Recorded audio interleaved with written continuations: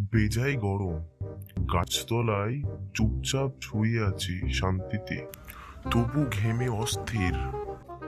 ঘাম মোছার জন্য যখন রুমালটা একটু তুলতে গিয়েছি, মিয়াও, কি আপদ! রুমালটা মিয়াও করে কেন? চেয়ে দেখি রুমালটা তো রুমাল নেই, দিব্যি মোটা সোটা লাল টকটকে একটা বিড়াল গোঁফ ফুলিয়ে দেখি আমার দিকে ট্যাপ ট্যাপ করে চেয়ে আছে। আমি বললাম, কি মুশকিল, ছিল রুমাল, হয়ে গেল একটা বিড়াল।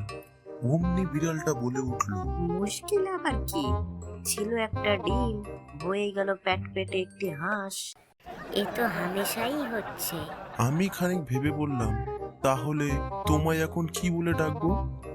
তুমি তো সত্যিকারের বিড়াল নও, আসলে তুমি হচ্ছে রুমাল।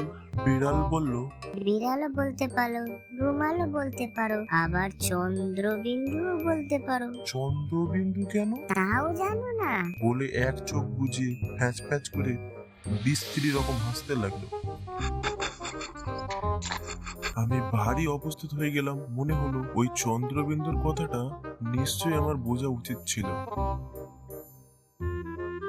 তাই থতমত খেয়ে তাড়াতাড়ি বলে ফেললাম, ও হ্যাঁ হ্যাঁ হ্যাঁ, আমি জানি, বুঝতে পেরেছি।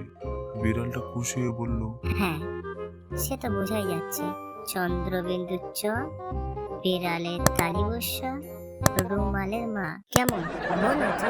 আমি কিছু বুঝতে পারলাম না, কিন্তু পাশে বিড়ালটা সে এরকম বিস্ময়কর হেসে ওঠে, তাই সঙ্গে সঙ্গে হুম হুম করে গেলাম।